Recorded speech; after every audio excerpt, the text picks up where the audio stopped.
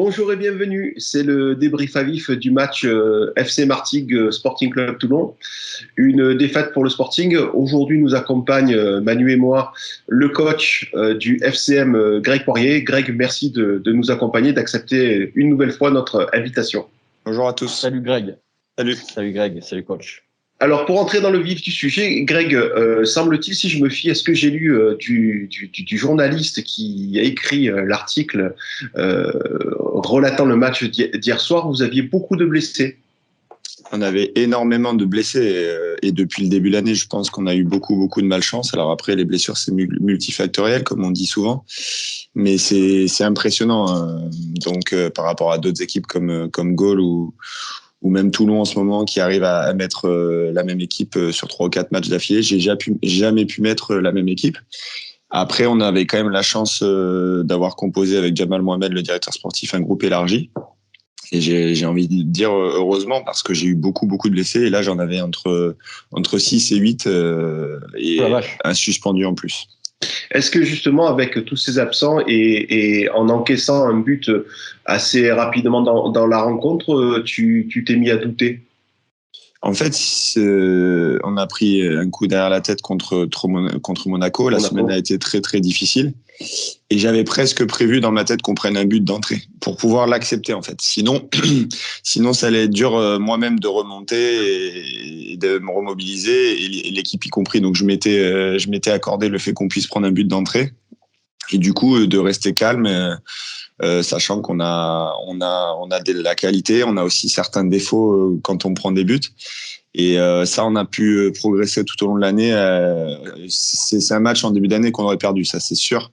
Parce que quand on prenait un but, on était vite vexé, vite frustré.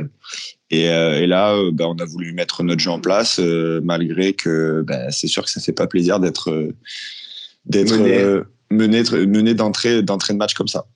Justement, après la surprise liée à la défaite contre Monaco la semaine dernière, tu craignais cette équipe toulounaise, sachant que c'est une équipe qui avait de l'ambition en début de saison, qui finalement se bat pour se maintenir, qui est dans une situation un peu délicate. Est-ce que tu craignais ce match?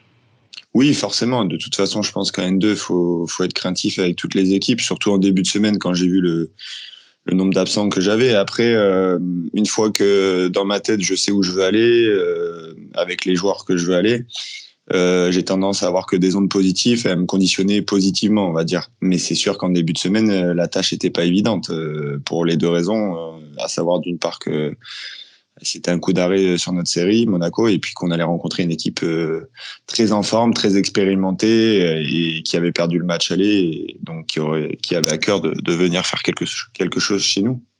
Alors nous, on avait un envoyé spécial, c'est Manu, qui était sur place au stade à Martigues.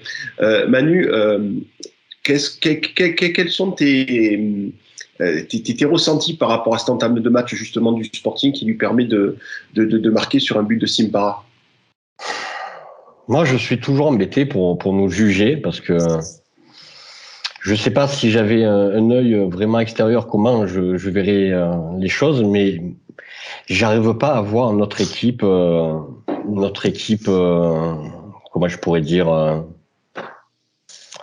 ayant un jeu minimum qui lui permette de faire des choses. Je vois, moi, le premier but, je sais pas comment il le voit Greg, mais je trouve une largesse défensive, je vais le dire comme ça, assez énorme. D'ailleurs, le deuxième aussi, c'est un cafouillage. Un but un peu casquette, je dirais. Nous, notre petite force, si on en a une, c'est de se nourrir vraiment c'est mon sentiment, des erreurs de l'adversaire. Des erreurs de l'adversaire. Et à ce petit jeu-là, on est pas mal. Parce que après, pour le reste, dans le jeu, je trouve qu'on est d'une pauvreté terrible. Et alors, il sait tout le bien que je pense de lui, Greg, mais ce match hier 3-2, c'était pas chouette. Alors lui, il prend la victoire et il a bien raison. C'est un coach et il doit voir absolument que ça, le niveau résultat. Mais c'est vrai qu'en tant que, on va dire, supporter de football, ce match était pas terrible. Mais je suis obligé de constater que le peu de choses, un petit peu les quelques phases un petit peu intéressantes d'action un petit peu construites, ça a été du côté de Martigues. Moi, je trouve que de notre côté, c'est le vide sidéral. Et alors, je vais mettre de suite la chose qui m'a mis le plus en colère. J'ai même apostrophé celui qui nous sert de coach, Victor Poinsignon. Michel. Non, Victor Poinsignon. C'est une contraction de Victor Svenka et de Michel Poinsignon. Excuse-moi, j'avais pas compris. C'est la première fois que je vois qu'un entraîneur qui perd ne fasse pas de changement. Ça, c'est un vrai concept, mais voilà, c'est énorme. Un entraîneur bidon qui fait toujours le même compo, alors qui implique pas tous ses joueurs. Bon, voilà. J'aurais pas de mots assez durs, mais je vais rendre la parole pour le moment, pour le reprendre tout à l'heure, pour un peu développer encore. Mais j'ai une énorme colère avec notre coach qui me paraît en plus, je l'observais au bord de la touche, je sais pas, j'ai l'impression, il faut qu'il prenne sa retraite, ce monsieur, il est hors concours. Greg, par rapport au match aller, bien évidemment, je te demande pas une critique particulière de cette équipe du Sporting. Ce qui intéresse bien évidemment les gens qui nous suivent, puisqu'ils ce sont essentiellement des supporters de Toulon.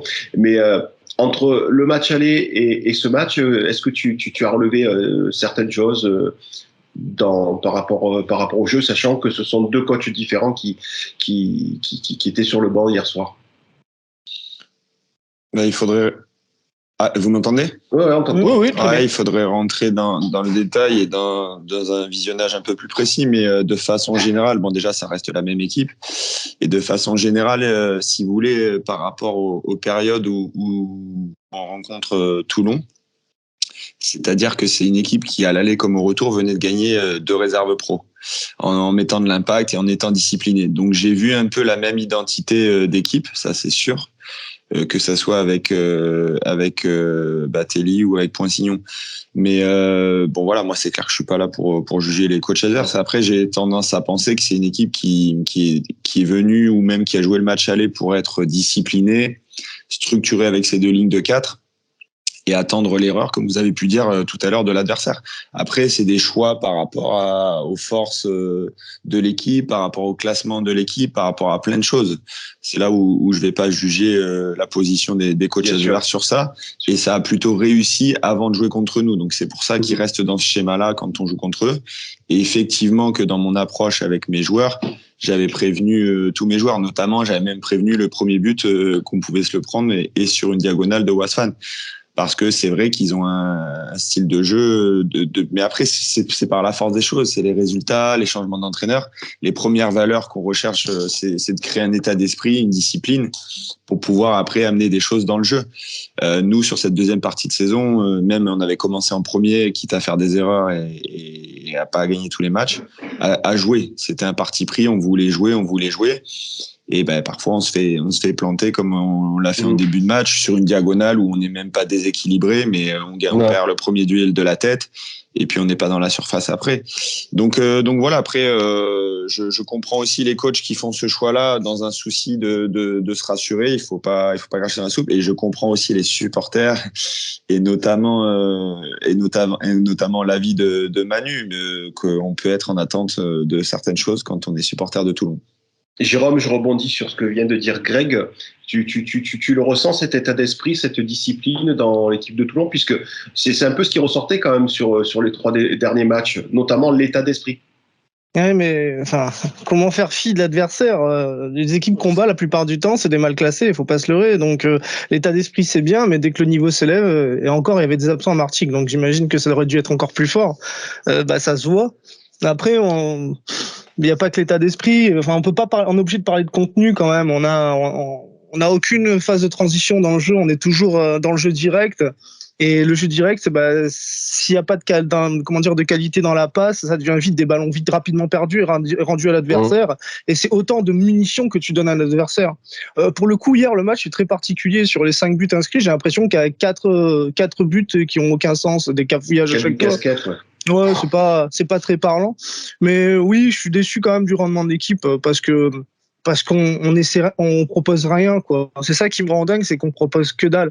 Là, c'était criant par rapport à Martigues où il y avait des vraies phases de transition, du jeu court, où ça alternait avec du jeu long. Nous, c'était systématiquement de longs ballons où il fallait gagner le duel. En témoigne le premier but, par exemple, de Simpara où c'est un centre de Sao dévié. Enfin, non, c'est un ballon dévié je crois par Bamba. Enfin, après, il y a le centre de Bamba sur Sao qui centre sur Simpara. Enfin, il faut toujours gagner un duel. C'est un peu la base du foot, mais on peut pas se reposer que là-dessus. Il faut pouvoir prendre le meilleur sur l'adversaire par un jeu de passe. Voilà. Enfin, on peut pas s'appuyer que sur des duels victorieux pour l'emporter. On gagne pas tous nos duels dans un match, quoi. Ça n'existe pas. Donc, moi, je suis déçu quand même, très déçu par le contenu. Et je suis d'accord avec Manu pour le coach. Enfin, c'est juste catastrophique, quoi. On peut pas rester avec 12 joueurs sur un match où t'existes pas, parce que hier, t'es mené 3-1 hier. Enfin, à un moment donné, à 3-1, t'es breaké, entre guillemets, c'est-à-dire que il faut une réaction, et si elle vient pas du terrain, il faut qu'elle vienne du banc, et elle est venue de nulle part, en fait. Donc c'est gênant. Ouais. Greg, là, Jérôme justement évoque ce break de but de la part de Martigues. C'est à ce moment-là, quand vous marquez ce troisième but, tu te dis que c'est bon, entre guillemets, c'est dans la poche, ou tu as des consignes un peu particulières pour justement maintenir ce score? Non, moi j'ai eu une approche complètement différente à partir de la 65e, ou en tout cas j'ai prôné le jeu jusqu'à la 65e, et je pense que par rapport aux joueurs que j'avais, c'est-à-dire que j'avais quand même un joueur très jeune qui venait de la réserve, qui a fait son premier match avec nous titulaire, et un deuxième qui n'avait pas joué depuis 2 ans et demi dans un championnat qui revenait d'une année sans contrat, ou même de 2 années, et qui faisait son premier match dans le milieu. Donc c'était quand même à des postes importants. Et j'avais aussi 2-3 absents, mon gardien et 2-3 joueurs. Donc moi, sur l'identité de jeu, j'ai voulu garder l'identité de jeu malgré la difficulté du terrain, parce que ça aussi, je voulais rebondir sur ça, Manu. On a vraiment un terrain très très très compliqué qui avait été sablé le mardi, et ça améliore pas les conditions de jeu. Mais on avait fait le choix de jouer, et je pense qu'on avait la première heure. Alors bien souvent, on reste sur le dernier ressenti, mais la première heure, on a vraiment joué. Après, quand j'ai vu que mes joueurs commençaient à fatiguer et qu'on gagnait 2-1, on a changé le système, on a fermé le jeu. Voilà, je l'assume. Et on a joué en contre, et ça a plutôt marché, puisqu'on a eu 2-3 situations de contre. On a marqué le troisième, bien sûr, et on finit par le marquer. Et puis après, on fait un peu une erreur individuelle à la dernière minute. Mon gardien qui manquait de rythme et de temps de jeu, qui fait une erreur d'appréciation. Mais voilà, nous, c'est vrai que jusqu'à 65-70, on a joué, et après, on a fermé le jeu. Manu, tu voulais rebondir par rapport à ce que vient de dire Greg, notamment sur les occasions que peut avoir Martigues? Oui, ben, de toute façon, enfin, pour moi, hein, la victoire, elle est logique et méritée. Il y a rien à dire. Même si, encore une fois, Martigues m'a un peu déçu, mais enfin, avec les explications qu'il nous donne, avec autant de blessés, de joueurs, voilà, encore, il nous explique un joueur qui a pas joué depuis 2 ans. Enfin, bon, bref, avec tout ce qu'il a dû composer, bon, ben finalement, c'est pas si mal. Mais c'est vrai que bon, si on juge factuellement, le match était pas très plaisant à regarder. Je me faisais la réflexion, je regardais un peu son parcours. Il a eu des difficultés, un peu comme Marignane d'ailleurs. Le parcours ressemble pas mal à celui de Marignane, et j'ai vu qu'il y a eu une période de 2 mois et demi où vous avez enchaîné les victoires, et puis là, vous restez dans une période assez bonne encore, même s'il y a eu ce faux pas contre votre bête noire, Monaco, là, qui vous l'a fait 2 fois un peu inexplicablement, parce que c'est vrai que c'est une équipe qu'on a trouvé, nous, 2 fois pas terrible, mais c'est le football, tout le monde peut battre tout le monde, il n'y a pas de problème avec ça. Mais est-ce que Greg se dit pas, en ayant un peu mieux réussi les 5-6 premiers matchs, il pourrait être réellement en course pour la montée? Oui, c'est vrai qu'on a un parcours particulier. On a commencé de façon mitigée avec beaucoup de matchs nuls. Et à partir du début 2022, on a fait une série de 5 victoires d'affilée. Donc forcément, on a fait un bond au classement. Et derrière, match nul à Lyon-la-Duchère et coup d'arrêt contre Monaco. Donc on était sur une série de 10 matchs sans défaite, puisqu'il y avait eu 5 victoires, mais avant ça, il y avait eu des nuls et des victoires. Et si tu veux, oui, c'est vrai que je suis un peu d'accord. On a perdu des points, notamment contre la réserve de Lyon, 2 points, ou Monaco, 6 points, puisqu'on a on a pris aucun point contre Monaco. Ouais. Et à l'inverse, on a gagné 6 points contre des équipes comme le Sporting, et puis comme hier aussi, qui sont des équipes qui sur le papier étaient des prétendants. Donc et puis Lyon-La-Duchère aussi, on a fait qu'un match nul en 2 matchs. C'est bizarre, il y a des équipes comme ça, vous n'arrivez pas. Et notamment nous, Monaco, on a eu du mal. Après Monaco, il y avait vraiment un match particulier à l'aller. Autant au retour, bon voilà, ils l'ont pas volé, mais autant à l'aller. Ouais, je sais. Il y a eu des faits de jeu extraordinaires. Justement, vous êtes deuxième avec 38 points. De mémoire, Gaulle est à 46. Pour toi, ils sont intouchables aujourd'hui? Je dirais pas intouchable. Je dirais pas intouchable puisqu'il reste 8 matchs et que mathématiquement c'est jouable. Bien sûr, c'est jouable et voilà. Mais ils ont pris de l'avance. Ils font un gros championnat. Ils sont pas rentrés dans une série négative. Donc il faut reconnaître qu'ils ont cette qualité. Maintenant, nous, on joue les matchs pour les gagner et si on peut prendre quelque chose, on prendra quelque chose. Après, effectivement, ils ont de l'avance, mais je dirais pas intouchable. Après, on va voir sur les 2-3 prochaines journées. Est-ce que Martigues fait partie de ces équipes ou de ces clubs qui se disent qu'ils doivent impérativement finir au minimum second? Parce que il commence à courir énormément de bruit concernant des repêchages dus à des clubs qui seront en grande difficulté financière.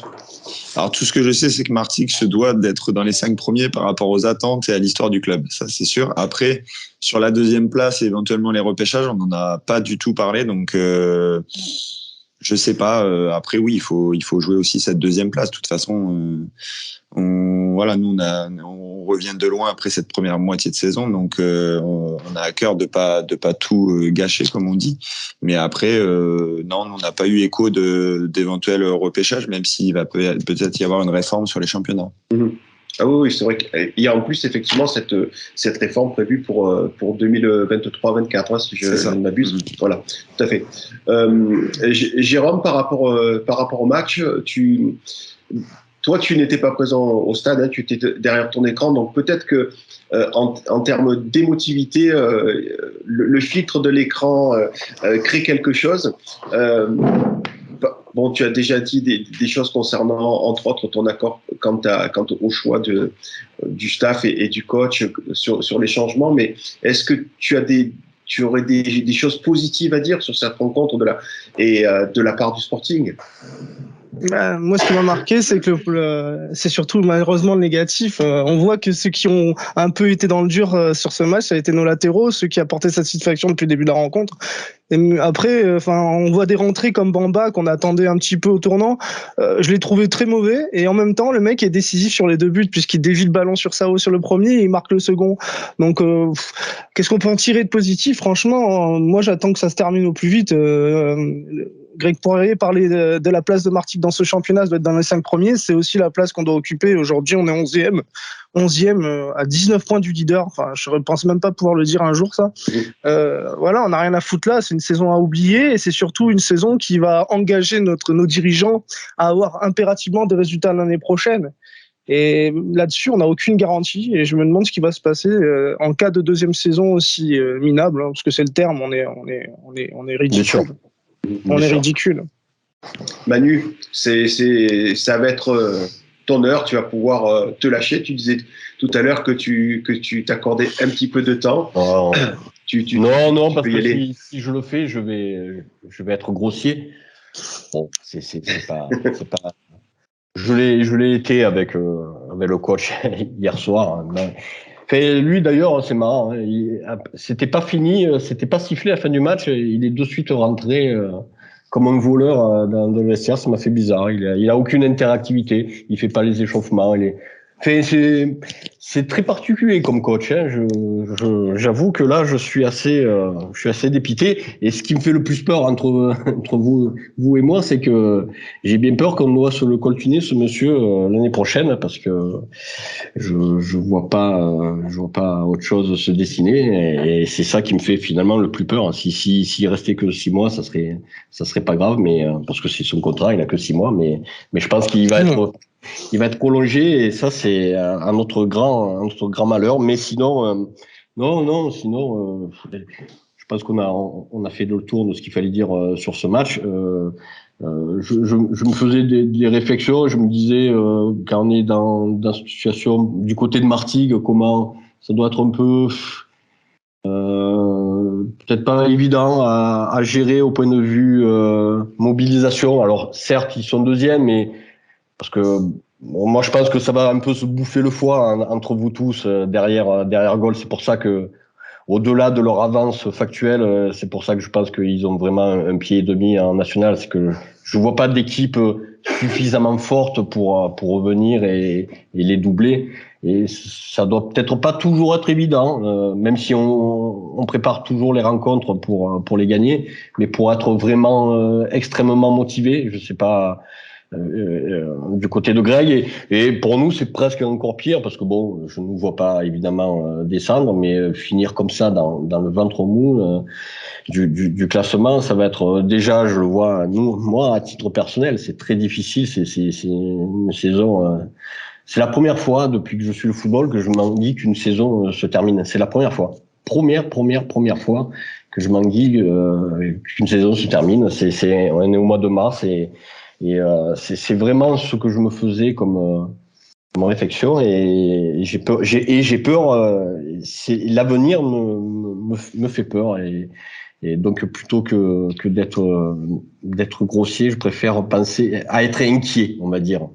Greg, avant de peut-être rebondir sur ce que vient de dire Manu concernant la motivation pour être classé entre 2 et 5, je voulais juste moi rebondir sur ce que dit Manu concernant le coach. Bien évidemment, je ne te demande pas de critiquer le concernant, mais est-ce que le fait d'arriver en cours de saison comme ça, avec un effectif que tu ne choisis pas forcément, un effectif qui plus est assez hétéroclite au Sporting, mais ça c'est moi qui le dis, est-ce que justement c'est pas quelque chose qui peut faire que on peut avoir des difficultés à mobiliser, à créer un état d'esprit et pour finalement faire mieux que son prédécesseur? Je suis clair quand je dis ça? Je vais essayer de comprendre ta question. Oui, j'ai compris. Après, pour rebondir à la fois sur la question de Manu et la tienne, effectivement, on est dans un championnat où il n'y a qu'une montée, et on peut vite penser que à partir du mois de février-mars, où les dés sont joués. Maintenant, nous, mathématiquement, tant que c'est pas fini, moi, je mobilise mon équipe là-dessus. Et puis, je trouve qu'on revient tellement de loin. On est à la base d'un projet, c'est-à-dire avec 17 nouveaux joueurs, on a créé une aventure humaine, et qu'il y a toujours des choses footballistiquement à améliorer. Bien sûr. En plus de ça, je dois composer et bricoler tous les samedis. Donc, c'est au coach, que ça soit celui de Toulon ou moi-même, de trouver les leviers pour la motivation. Faut pas oublier que c'est du football, et que on a eu une période de Covid qui nous empêchait d'être sur le terrain. Donc je pense quand même qu'il y a après, je comprends vraiment aussi votre position, parce que voilà, clairement vous n'êtes pas à votre place, donc forcément on a envie que cette année se finisse. Moi, pour finir sur cette deuxième place, voilà, moi si je peux aller chercher le plus haut possible, j'irai chercher le plus haut possible, même si je finis à quelques points de goal. L'objectif, il est d'améliorer notre projet qu'on a commencé en début d'année. Après, pour répondre à la question de Toulon, c'est pas évident forcément quand on récupère un effectif, ça c'est sûr. Après, c'est des choix, c'est des partis pris. Qu'est-ce qu'on veut mettre en place, de la discipline, du jeu, et il faut calculer. C'est très complexe. Il faut calculer les attentes du club, des supporters, tout ça, et aussi la qualité des joueurs. Après, j'ai pas vu tous les matchs de Toulon, mais je peux comprendre que que ça manque un peu de jeu. Après, ils ont eu des résultats ces derniers temps. Pour le moins. Ils ont eu des résultats ces derniers temps, donc faut voir comment ça va finir. Je pense qu'ils ont un petit matelas par rapport au relégable, donc on va voir peut-être qu'il y aura un peu plus de jeu sur les dernières journées. Ouais. C'est là où je voulais en venir, tu vois, Nico. C'est vrai que par rapport au jeu fourni, c'est vrai que, quand on cherche, notamment au milieu de terrain, les joueurs ayant une capacité de nous faire évoluer d'une manière plus collective, avec du jeu de passe courte, etc. C'est vrai que hier que t'avais que Moulé hier. Hein. Ouais, Moulé, quand même un joueur très... Oui, Moulé, Tarturo, c'est quand même des joueurs très très intéressants pour faire du jeu. Ouais, mais justement, le problème, c'est que quand on les a tous les deux, il n'y en a pas forcément. Et même Tarturo, hier, se blesse. Et justement, ce que je veux dire par rapport au recrutement d'intersaison, en termes de technique au milieu de terrain, c'est pauvre, quoi. Enfin, je sais pas si... Et c'est peut-être là où le coach pourra impacter l'année prochaine en faisant son recrutement. Peut-être. En mettant du lien technique entre l'animation offensive, entre les milieux et les attaquants. Le problème, c'est que ce coach, je vais pas dire de nom parce que ça m'énerve. On va croire que moi je suis toujours derrière le joueur. Et ce qui m'énerve, c'est quand on encense des joueurs, quand on en défonce d'autres. Enfin, le problème, c'est pas les joueurs, mais je parle de ses choix, les choix du coach. Il arrive à préférer en attaque certains joueurs à d'autres. Je comprends pas. Au milieu de terrain, pareil. Enfin, donc déjà, s'il a, je trouve déjà des choses discutables pour moi, des choix discutables pour composer son équipe. Je me dis, s'il doit faire le recrutement, j'ai très peur, mais je pense que de ce côté-là, ça n'arrivera pas parce que d'après moi, il n'a pas énormément de. Je pense pas qu'il ait énormément de réseau de réseau et puis il y a un certain Richard Bettoni qui est derrière, qui veille au grain. Puis c'est un toutou, Poissignon. Il est voilà, déjà je le trouve pas bon. Il est pas dans son truc. Je sais pas. J'ai l'impression de voir quelqu'un qui découvre le métier. Ça me fait vraiment bizarre. Non, mais je sais pas. Non, mais je parle dans ses attitudes et tout. Il m'a l'air paumé, complet. Voilà, et en plus il est aux ordres de mec qui est un tocard, je le dis vraiment avec force, que j'ai hâte de rencontrer, mais j'ai pas eu. Il veut pas. Ouais, bah oui, et oui, parce que ça sera. Enfin bon, bref, et donc ouais, je suis inquiet, non, mais je suis vraiment inquiet là pour les semaines et mois futurs. Moi, les mêmes personnes produiront les mêmes mots selon moi. Il y aura pas trop de. J'y trouve pas d'excuses. Hein. Il y a quand même on est au 7e match là quand même. Hein. C'est toujours aussi pauvre. On parle d'état d'esprit. On fait l'état d'esprit. L'état d'esprit, vous savez, ça c'est bien, mais ça fait pas. On le voit bien. Hein. Dès qu'on prend une équipe, Jérôme l'a très bien dit. Voilà, une équipe du calibre de Martigues, ben de suite la marche devient haute et puis on n'y est pas quoi. Donc voilà.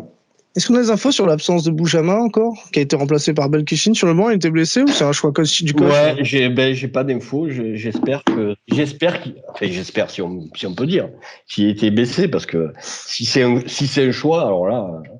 Bah, disons qu'on a du déficit technique et c'est un des rares joueurs qui en a, qui est technique. Et bah, ce qui est gênant aussi, c'est que, comment dire. Enfin, s'il n'a pas eu sa chance, c'est un mec qu'on a recruté à l'intersaison justement pour renforcer le groupe, et le mec ne joue pas. Et tu sais, Jérôme, hier, bon, c'est vrai que t'avais qu'un seul attaquant, hein, mais tu crois qu'un mec comme Bayo et Brossel qui sont pas bien rentrés. Sûr, mais on comprend même pas qu'ils sont remplaçants, Brossel. Non, mais il faut se mettre à la base des joueurs. Comment tu veux qu'ils prennent la chose si. Enfin, c'est compliqué cette gestion humaine. Bon, tout ça va nous mener dans le mur, c'est clair, parce que il y a qu'une partie du groupe qui est concernée. Il y a ceux qui sont protégés, qui peuvent faire n'importe quoi et qui seront toujours alignés, et les autres qui peuvent aussi faire n'importe quoi, mais qui seront toujours mis plus ou moins de côté. Donc c'est pas comme ça qu'on fait fonctionner. Bon, Greg a essayé, en plus heureusement, et tu vois, il parlait d'un groupe élargi. Je pense qu'il essaye d'incorporer tout le monde. C'est tout ce qu'on ne fait pas. Ça, je trouve que c'est des erreurs gravissimes. Bon, je suis. Le coach Poirier, ça lui est déjà arrivé d'avoir un match où il était mené au score et qu'il fasse rentrer personne, enfin de 2 buts de retard, 4 mecs sur le banc, 5 mecs sur le banc et faire aucun changement. Enfin, je sais pas. Je trouve ça presque choquant, moi. Je sais pas. C'est choquant. Sans qu'il juge son homologue, hein, juste qu'il nous dise ce qu'il en pense. Après, oui, c'est vrai que c'est plus. On essaie de trouver des solutions quand on n'est pas bien dans un match. Après. Il a trouvé une solution, je te coupe, Greg. Il a dit à toi ou à un de tes joueurs de se dépêcher à un moment donné. Ah ouais. Non, parce que tu prenais du temps à la fin. Hein. Non, c'était pas à nous. C'était pas à nous, c'était à votre. Je sais pas si c'est un staff ou un joueur, c'était à votre joueur expulsé ou à votre staff expulsé. C'était pas. Ah d'accord. Ah ben alors tu vois, encore mieux. Donc il est encore voilà, plus lunaire que ce que je pensais.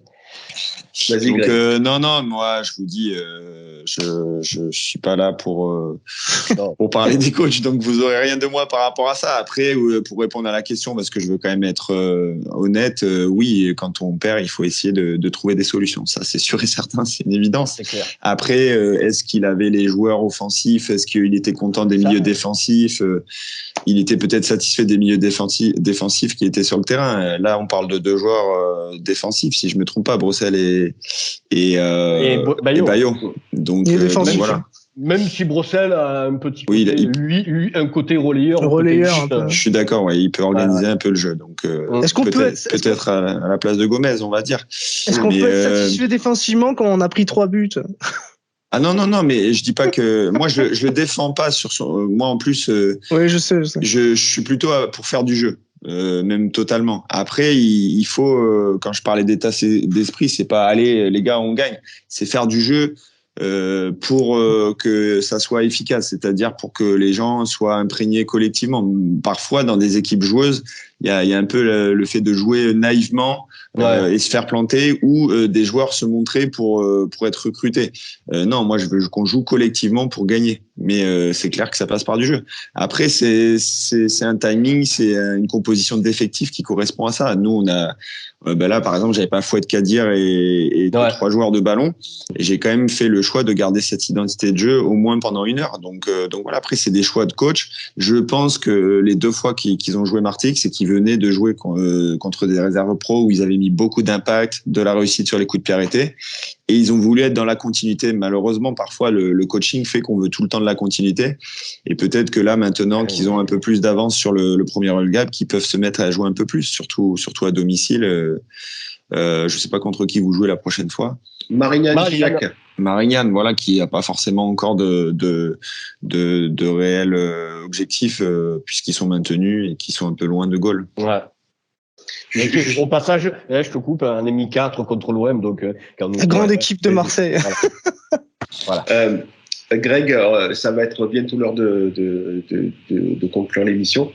Ton prochain adversaire, c'est Rugby, qui hier soir est allé faire match nul. Qui a fait match nul, à Monaco, oui, tout à fait. C'est ça. Oui, c'est ça. C'est une équipe qui joue le maintien, qui a changé de coach récemment et qui a pris des points à Monaco, chose que nous, on n'a pas su faire. Et donc, je vais analyser le match. Mais voilà, c'est une équipe aussi qui va sûrement attendre l'erreur de l'adversaire et amener de la discipline, même si c'est plutôt une équipe qui a joué au ballon sur les matchs allés. Après, il faut voir comment il joue depuis le nouveau coach. Ok. Nous, donc, on le disait il y a quelques secondes, Toulon va rencontrer Marignane-Gignac FC. Je disais à quelques supporters hier avec qui j'ai échangé que finalement, il faut pas mal interpréter ce que je vais dire, mais cette défaite à Martigues, finalement, elle n'est pas si logique si on se réfère uniquement au classement et aux ambitions des 2 équipes à la date au soir de la 22e journée. Moi, je redoute plus ce match à domicile contre Marignane-Gignac, équipe coachée par Momo Sadani, un ancien de la maison Azur et Or, avec des anciens joueurs du Sporting aussi, sans doute très revanchards. Moi, je crains beaucoup plus ce match que ce que je ne craignais Marignane. Donc, qui de Manu ou Jérôme veut conclure par rapport à... Moi, je suis inquiet tout court, ce match, pas plus que notre. De toute façon, bon, je pense pas, encore une fois, je pense vraiment pas qu'on qu'on va descendre, mais je suis très inquiet de notre équipe, de notre staff, de notre coach, de tout. Et bon, c'est un long chemin de croix cette saison. Et puis, écoutez, on va voir, on verra ce match de Marignane. On espère prendre au moins un peu de plaisir. C'est tout ce qu'on demande. Hein, et bon, pour le moment, de ce côté-là, c'est même dans les victoires, je sais pas, hein, je veux pas. De toute façon, je suis cohérent avec moi-même, donc j'ai pas de souci, mais je le disais, même dans la victoire, bon, je prends les victoires et c'est très bien, mais la semaine dernière, par exemple, ce match m'avait absolument pas convaincu. On gagne 4-1, il ressemble pas du tout au 4-2 qu'on fait avec le triplé de Bilissi en 2003-2004, ça va faire 20 ans. C'était le jour et la nuit, quoi, vous voyez.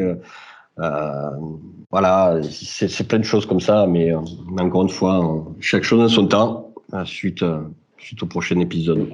Jérôme, tu voulais dire quelque chose ? Oui, pardon. J'ai une question, excusez-moi. Est-ce que vous connaissez la gravité de la blessure de Tertero ? C'était la cheville, et après, par contre, non. J'avoue que non, on en a parlé un peu on n'a pas encore d'infos. En tout cas, j'ai une pensée pour lui en espérant que ça soit pas trop grave. Ouais, c'est vrai, on espère tout. Merci Greg. Jérôme, un petit mot sur le prochain adversaire. C'est généralement toi qui conclus par rapport au prochain match. Marignane, on les avait battus chez eux au match aller, donc il y aura certainement un esprit de revanche. En plus, il y a Momo Sadani qui les coach, donc forcément, ça va être une rencontre spéciale. Franchement, voilà, un match de plus pour attendre la fin de ce championnat où on s'ennuie fermement, où il se passe pas grand-chose, où nos objectifs sont d'être dans le ventre mou, c'est super. Moi, j'espère qu'il y aura du contenu à domicile pour au moins qu'on puisse un peu vivre à la maison, parce que c'est l'ennui total, hein, on s'emmerde grave. Après, comme l'a dit Manu, à un moment donné, c'est difficile quand même pour s'enflammer, c'est difficile de mettre de côté le contenu, quoi. S'il y a pas de jeu, s'il y a pas quelque chose d'un peu bandant sur le terrain, on aura du mal à se dire que dans les prochains matchs ou même la saison prochaine, il va se passer quelque chose de magique qui fait que tout va changer. Donc, moi, j'espère vraiment qu'il va y avoir une nette amélioration au niveau du contenu au fil des matchs, même si c'est vrai que je suis pas optimiste par rapport aux joueurs alignés, aux coachs qui. Enfin, ça manque de tout. Ça manque de tout. On n'est pas 15e, on n'est pas 11e du championnat. Si on a de la qualité, si on a des joueurs avec des qualités incroyables, etc. On est à notre place et on l'a vu face à Marty qui est haut placé. On a fait un match de mal classé et on a perdu, quoi. 1-2-9. Face à Marty très diminué. Hein. Ouais, en plus, ça fait encore plus peur. Oui, c'est vrai. Voilà. Greg, merci d'avoir accepté une nouvelle fois notre invitation. Merci beaucoup. Je te souhaite bien évidemment de finir le plus haut possible. On va essayer. Jérôme et Manu, on se voit très bientôt. Oui, juste pour terminer, je veux dire à Greg que l'air du Sud a l'air de lui réussi, ouais, tout à fait. Et que les passages assez malheureux, Sedan, qui ont été un petit peu malheureux, mais je juge rien, hein, bon, voilà. Mais je note que le retour au soleil, au soleil lui fait le plus grand bien. Merci Manu, c'est gentil. Merci beaucoup. Merci à toutes celles et ceux qui nous ont suivis. N'oubliez pas que vous pouvez revoir cette émission sur YouTube et Facebook. Vous pouvez vous abonner pour recevoir toutes les notifications nécessaires concernant tout ce que l'on peut produire. On se retrouve la semaine prochaine pour les débriefs à vif du match face à Marignane. À très bientôt.